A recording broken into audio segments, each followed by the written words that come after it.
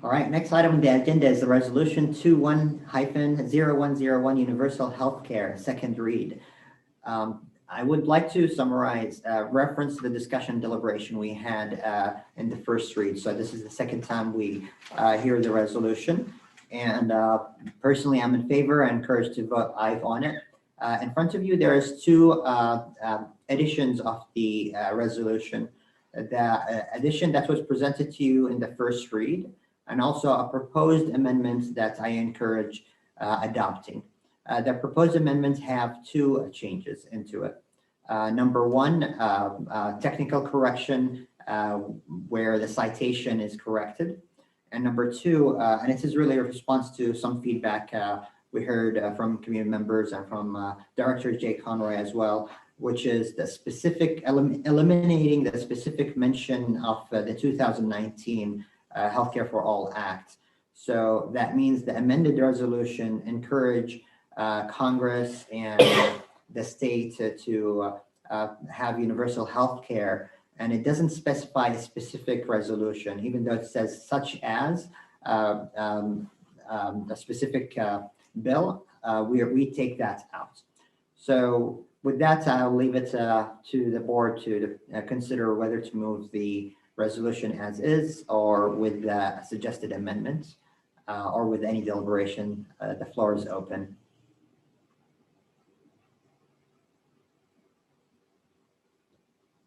Vince? I move to approve resolution 210101 with proposed changes. All right. Do I hear a second? Jay? No, I have discussion. Sorry. All right. A second. I think Sarah got it first with millisecond. And for anyone who's watching us for the first time, yes, we have competitions for the second. So Vince, you're up next. Sorry, Jay, you're up next. So I just wanted to clarify, when I raised the question around the wording that was amended, it kind of sets the stage for my concern and why I will be voting against it. And I want to be really clear with how this comes across. I have spent many hours digging into the current state of the law in Oregon, the major task force that was implemented, including our former director that's working as vice chair on the task force, the 5 legislative committees that are working on it. But the wording that I tried to raise with you, Sammy, was the wording that says state-funded universal health care. Because what I'm saying is that a proposal from this group that would have the words state-funded universal health care packs a meaning to some people that means single-payer universal health care. And the task force that's going right now, the wording is all about look at the overall program and provide a good universal healthcare program, not necessarily a single payer or state funded. And I remember specifically asking you, Sammy, do you think that state funded means single payer? And you said it just means what it means. It says state funded. Well, so the long story short is that a school board has taken now a position, or will take a position maybe, that deals with a piece of our economy, 25 to 30% medical care provisions. And I think most people would want to know, why are you guys in that business when it is so complex and so full of issues? So I want to be real clear why I'm going to vote no. I love universal health care. I think we need it for all people. I think that the systems that we're working on in Oregon, I think I heard Teresa last time say that, Teresa, I mean that we have the CHIP program and the Medicaid program, and we're doing some things for kids, and we need to do more. But to then say that we should convert that desire for universal health care for kids to a major redo of our system is not going to work for me. The second thing that I think I heard in the debate last time was, oh my, if we can avoid the cost of a healthcare premium at our district level, look at all the money we are going to save, because the savings that the state is going to make on taking on this universal health care will then be passed on back to us in the form of teachers. But I'm here to tell you, and you all know, the state legislature doesn't work that way.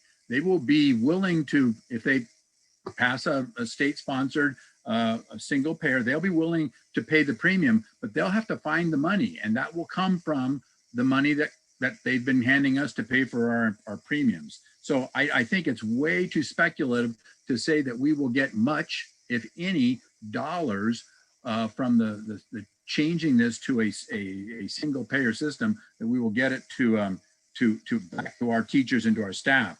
And then my only other comment is that I think it's glaring to me that we have not heard one bit of pro testimony from union representatives, teacher staff, or classified staff about they would be in favor of this. And the reason is it's the fundamental, again, of what is it we're voting on? Because they all, I know, want universal health care for kids. But they don't want it at the expense of losing their own good healthcare coverage that they have today through our system.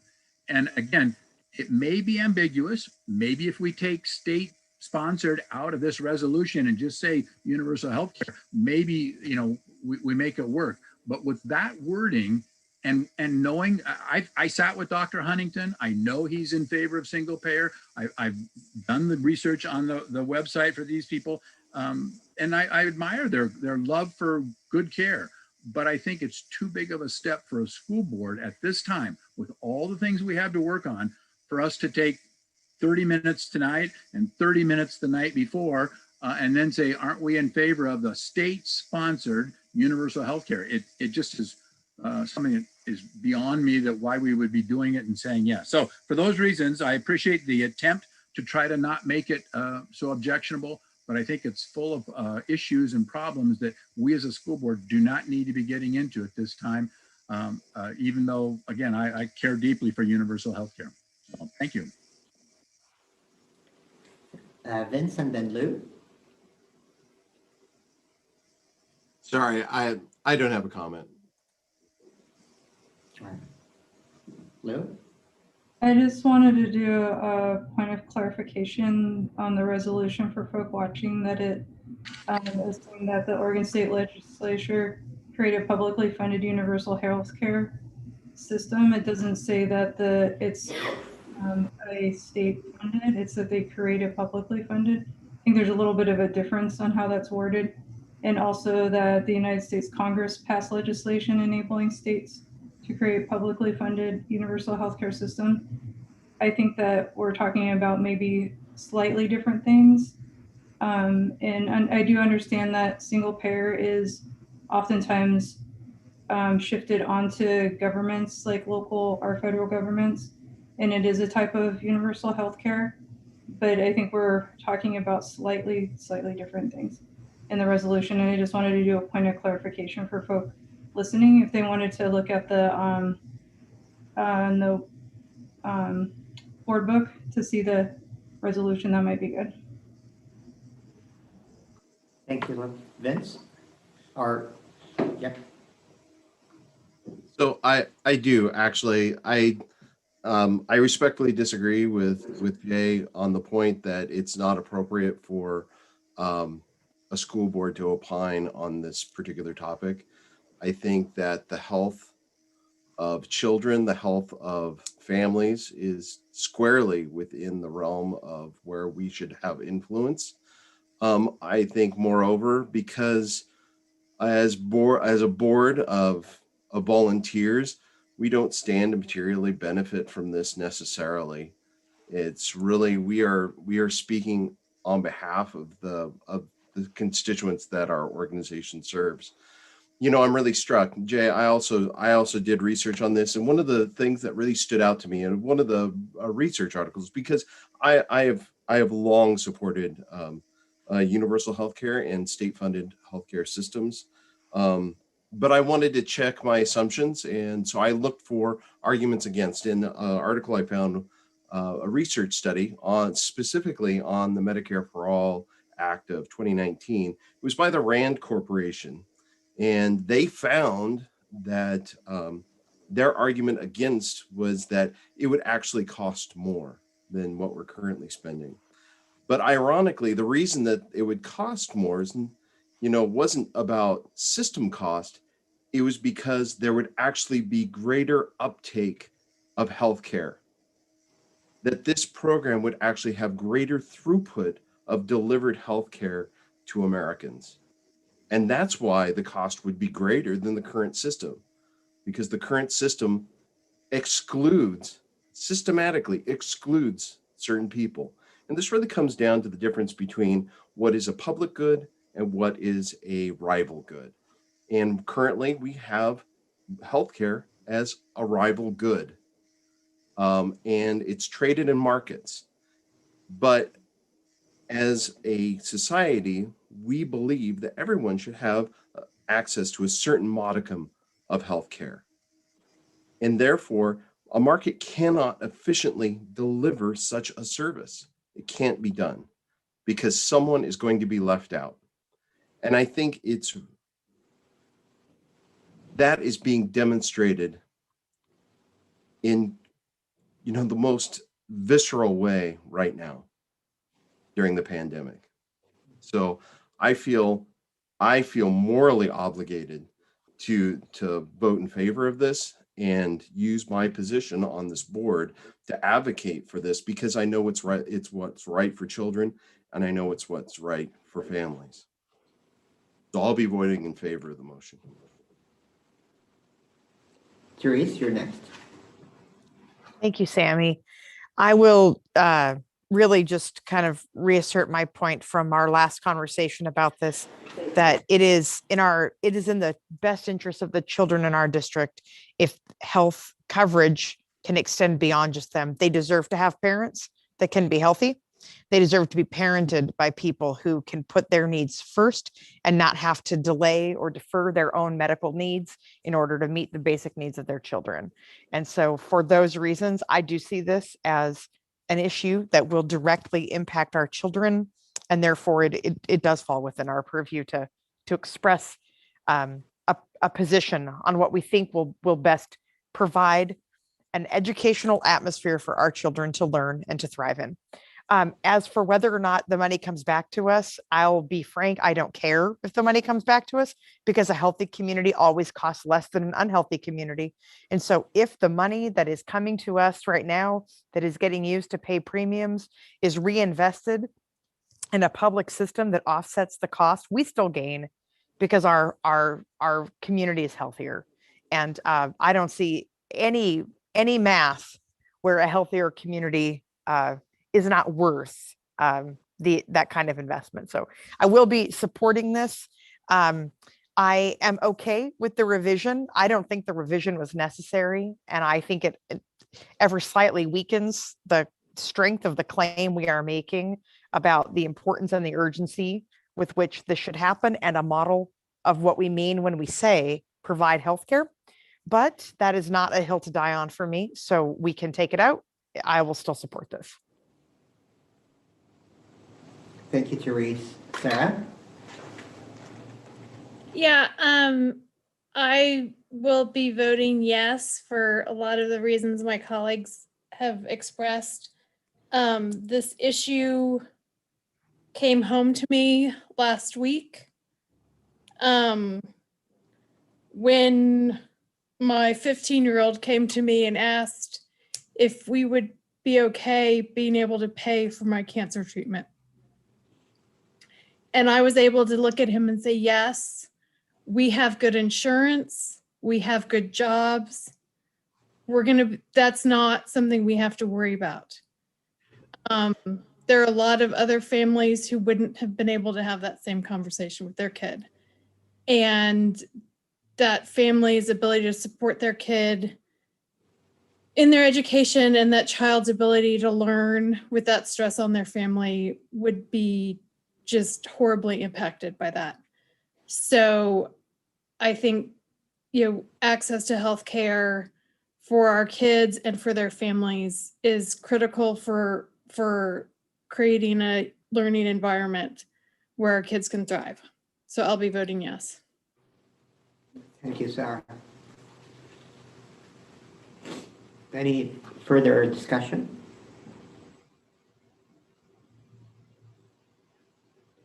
I didn't put my hand down. I realize I didn't, but actually, I do just want to say one more thing, which is that because health inequities disproportionately affect people of color, those coming from low-income communities, I also see passing this resolution as consistent with our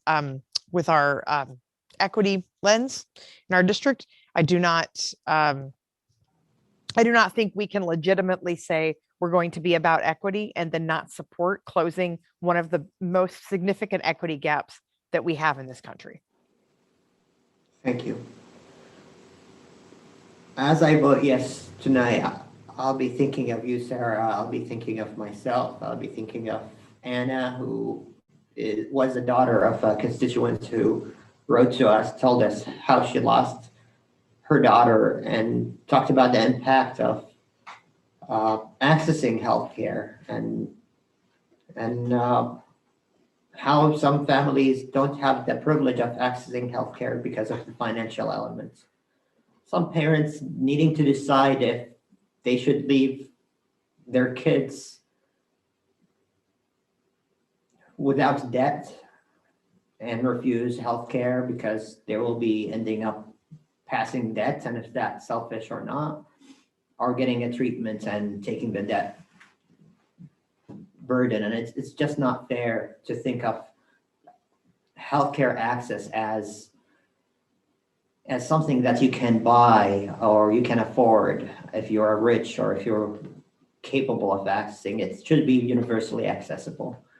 And if there are some social services, publicly funded services, that the state or the community should come together to have this social contract that we will take care of each other whenever we need it. There's one thing I could think of is healthcare. Without healthcare, you can't learn. Without healthcare, you can't work. Without healthcare, you can't live. It hits me really hard. And I hope I have the power to make it happen tomorrow, because I know, especially during a pandemic, it's a serious question. I know some people who say, I don't want to go to the emergency room because I can't afford it. I don't know what's my premium, what's my deductible, all of these hidden things that makes us not seek treatment when it is cheaper, when it is more efficient, when it's faster, when it is the right thing to do. And I will be thinking of all of these situations and all of us when we have this privilege to access healthcare. And I don't think healthcare should be a privilege for one person above the other. It should be a human right. And it is the social contract that this community, this country, and this state should do. Just to clarify, by signing this resolution, we're making a statement, strong statement, and we'll be sending it to our representatives on the state level and federal level to pass this. It can't happen on a Corvallis level. And as we do, I hope this day comes sooner. I did some research. The work toward universal healthcare has started in this country since 1912. And so many countries made strides and successes in this work much better than us. And now we're seeing some of the positive results of universal healthcare in other countries and how they're battling the pandemic in a better place than we are. So whether it is a pandemic, whether it is any ailment that could threaten our welfare, we should have that access to healthcare. So with that, I'll be voting yes. And I do hope that universal healthcare becomes accessible for everybody before we lose more people, because I know we will, unless we do it. Therese and then Jay. Nope, I'm sorry, I was just negligent. No worries. Thank you, Jay. I just want to be really clear. In our discussions tonight, in fact, what you just finished with, Sammy, you used the word universal health care. And I want to be really clear for the record, I absolutely support universal health care. And we have different ways of getting there, including an Oregon model that gets a certain number. And I looked it up today. It's like 90 some percent of students, or anyway, I don't have the detail because I haven't been able to name it specifically, except that my struggle is that the value of universal health care can be gotten to by a society in more ways than just state-sponsored single payer. And I'm not sure that, even in hearing comments from all of us, that we even believe that what we're voting here is state-sponsored universal single payer healthcare. So to me, it's the lack of clarity and the potential for I think twisting what we are claiming as our values, which I believe are absolutely the right values, but then grabbing a hold of a certain model. And I just don't want to be part of that kind of model on such a platform as a school board when a legislature is working so hard with all of its task force. So thank you for your respectful disagreement of it, and move on. Thank you, Jay. Any further discussion? Just for the record, it's a publicly funded universal healthcare system as worded in the resolution, but I hear your point, Jay. With that, I want to ask if there's no further discussion. It's been moved by Vince and seconded by Sarah to approve the resolution with the proposed amendments or changes. And with that, we'll take a vote. Vice Chair Finger McDonald. Aye. Director Jones. Aye. Director Conrad. Nay. Director Adams. Aye. Director Whitebear. Aye. Chair Drambos votes aye. That's 1, 2, 3, 4, 5.